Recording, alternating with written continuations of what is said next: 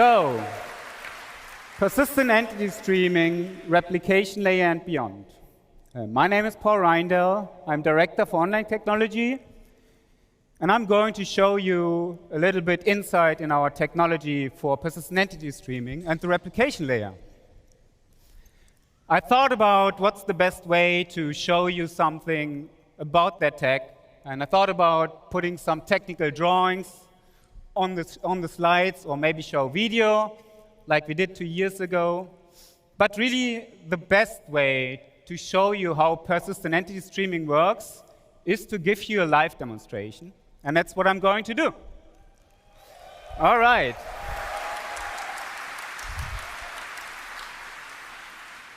So this will all be live, so please bear with me if there's any glitches.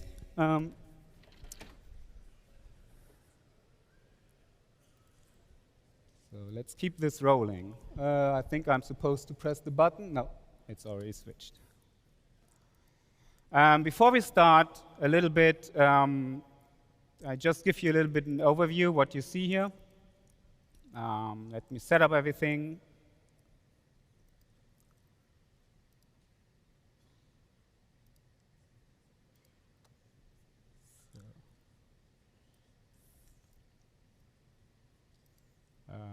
One moment, sorry. So on this left side, you will see my client window. And on the bottom side, you will see the server renderer. So for this demonstration, and I start a second client, I'm just stopping that. Sorry about that. This is live, all right. So again, on this side, you see the client. And he just logged out because I started a second client. So let's do this again. One more time. On this side, you see the server renderer, which is currently, it has nothing streamed in. I'm showing a small demonstration level. And on this side, you see the entity graph, which is our online database. That's powering what you see in persistent entity streaming, what you play since 3.18. And I also have some metrics on the screen which shows the entity graph worker, the requests per minute, per second, the mutations, and you also will see entities created and destroyed once I do that. All right, so let's wait for my client to come up and join this level. So the first thing that will happen when I join this level, you will see on that server, everything streams in. And my client gets connected and also streams in everything on the client view. What would happen on the behind the scenes is that my player just got unstowed into that shard. And we at real time created everything for this player. So you will see his body is attached to the player. You will see his mobi-glass, his head with all his customizations, his undersuit, and then all his customizations as well on the undersuit. What you also see is that this player just got unstowed and attached to a static zone object container. And this is how our zone system works. Basically, on the server, you will see 3 different zones, purple, green, and red. And each zone comes with its own coordinate system and its own physical grid. And this is how we actually, on live, do zone transitions between your ship, empty space, space station, or a planet.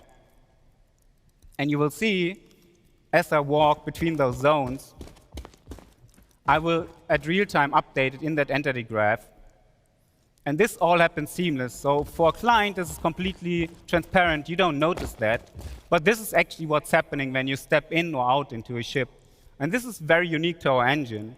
No other engine has this zone system. And that allows us to do all the amazing stuff you saw in the videos before, transitioning in and out of planets and go from the smallest scope to the largest scope.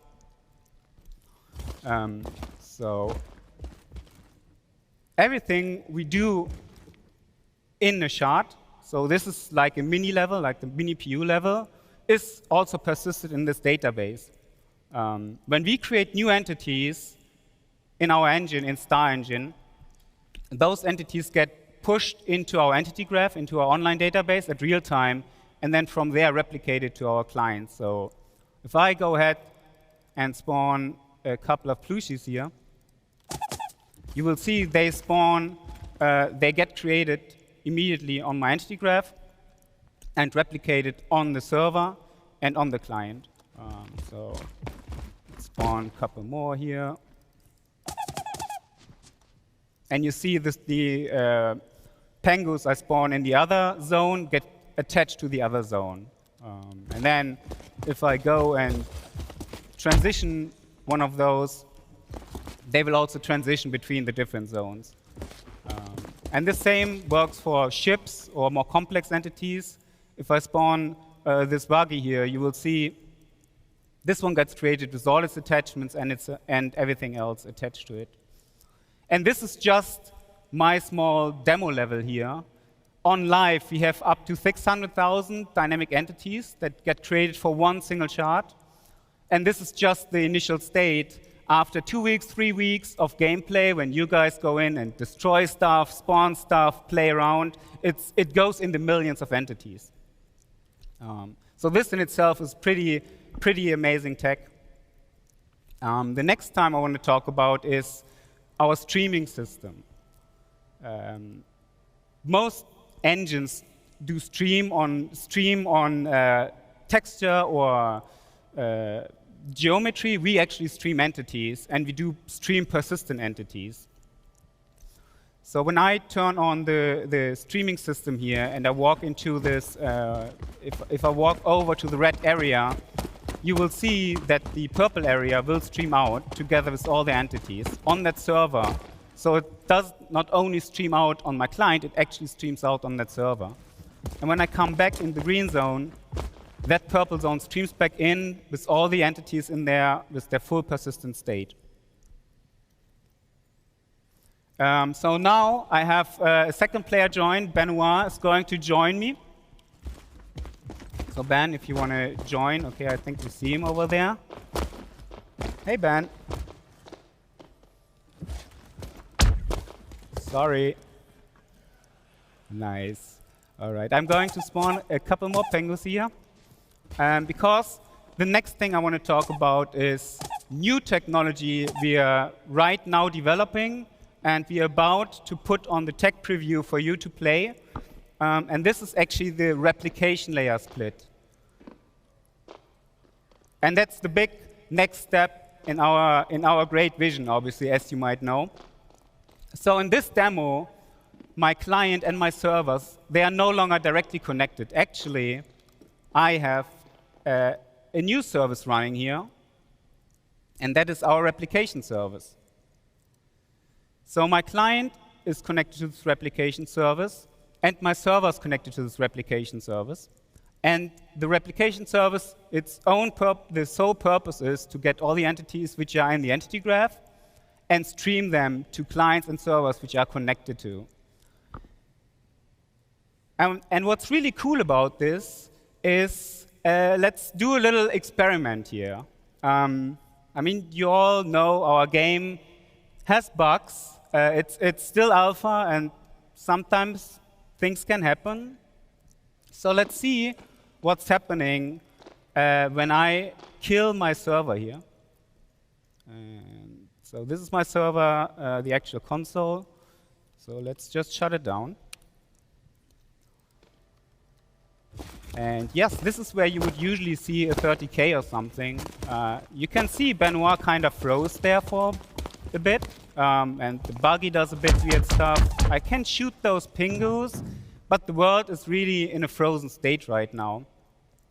But I didn't disconnect, because I'm connected to the replication layer and not to the server anymore. In the meantime, I'm just starting a new server. Let's be a bit patient for it. It should come back online in a second.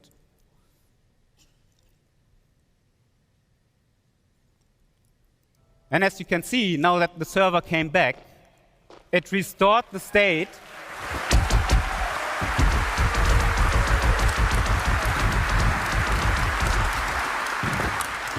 it restored the state, and the simulation just continues to work as before. So this will be, again, this is very early tech, but this is a great benefit of what we have with our replication layer split. But there's one more thing. And let's try this thing again. I just killed my server, and I'm trying to do that again. But this time, we're doing something different. So let's first go in here. This is my development tool. I can talk about it in a second. So let's stop that server again.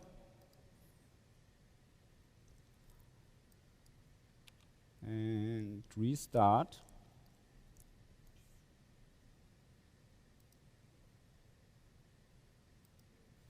And this will take a little bit. I'm running this tool you see here. This is our internal development tool. This tool runs the entire stack of our game on this PC. This is obviously for development only, and I can do that with my small test level. But this really helps online devs and all people who work on the incredible, complicated tech we hear to be able to develop our game. And because I run everything on this PC, it's a bit slow. So let's wait and see what's happening here.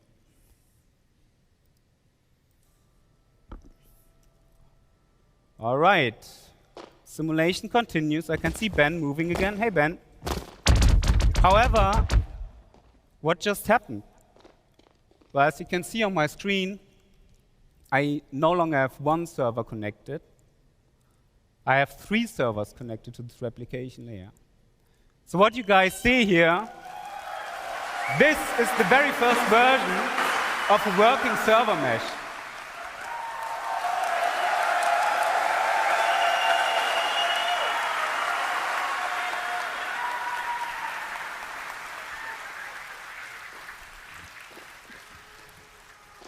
All right.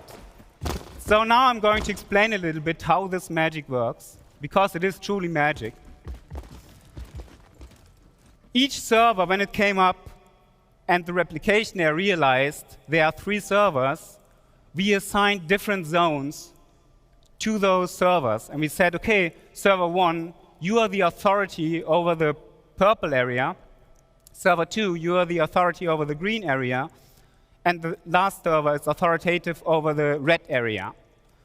You can still see that those servers have all those entities replicated, but only the entities within their zone are actually authoritative on that server. So while I'm in this green zone at the moment, my entity is simulated on that green server and just replicated on the other server.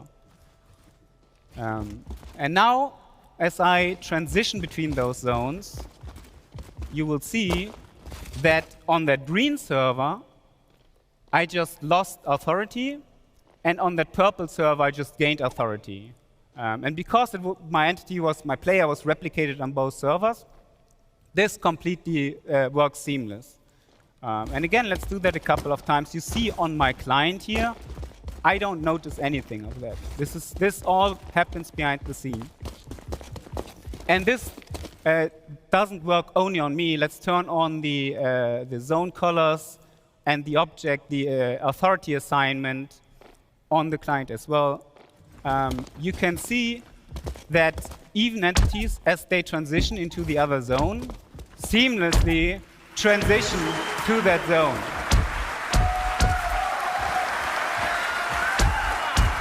And not only that, I can also interact with entities that are on the other side. So if I go on the green zone, for example, and I shoot this, I can still shoot that purple entity. And I can also just go ahead and destroy that buggy which sits on that other zone. There you go.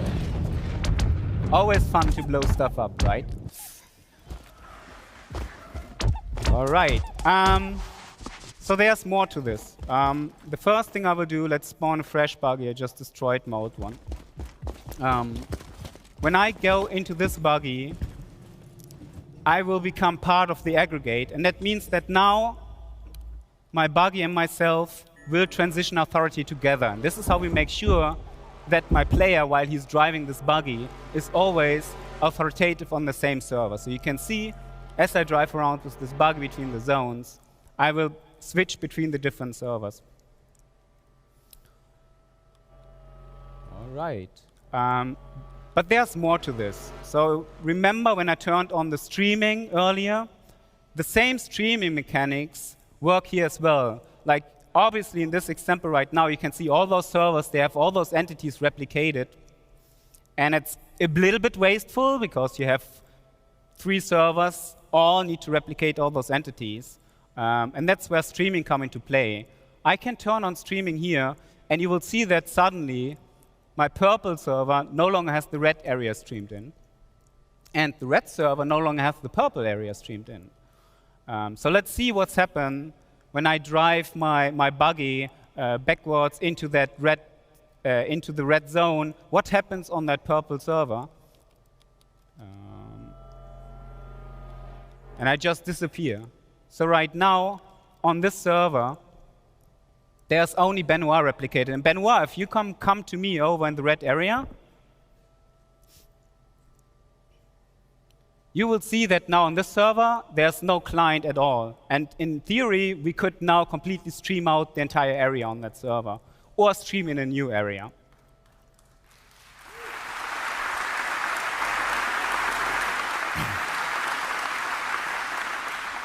And you will also see, as I drive back into the green area, I will magically reappear on that purple server. And this obviously works on the other side as well. Let's get a couple more player join. I have a couple more QA in the back, so you can just see the whole thing running at live. Running in live with a bit more things going on.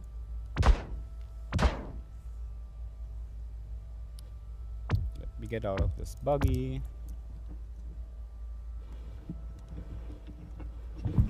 And you will see on each server renderer which clients are currently replicated on those servers and which clients are actually authoritative on those servers. And you can see this, the green server, because it's the middle one, has most entities replicated.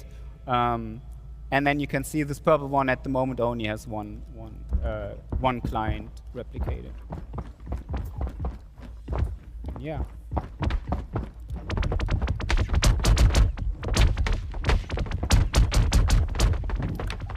So yes, this is pretty much it.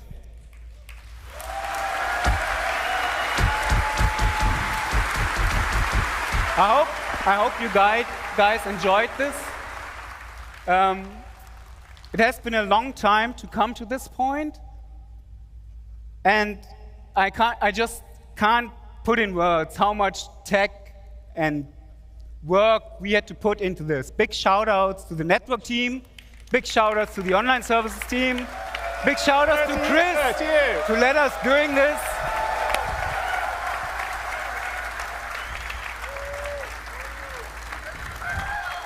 It's been a really long journey to get to this point. And I've got to say, the team has done an amazing job. They've been working diligently for the last 4 or 5 years. We've had a couple of false starts. We finally have an incredible, I mean, the way the replication layer works and how we can spin up servers and down and keep the state constant, even if a server goes down, is, I think, a genius design. And the first time I saw this, about 3 weeks ago, working fully, I cried. It's like giving birth. We did it! And we wouldn't have been able to do this and work on this kind of tech without all your support. That's right. 100%. Now, you guys and your trust. allowing us to take the time to do it right, to really build it. So thank you. Thank you, guys. So much for everyone, and thank you everyone at CIG that's really worked hard to deliver all this amazing stuff that will be either in your hands now or in your hands very soon. And this is just the beginning of CitizenCon. We got a lot more stuff to show you. Yeah. That's what we need for this MMO, guys. Thank you. That's what we need. Great demo, by the way.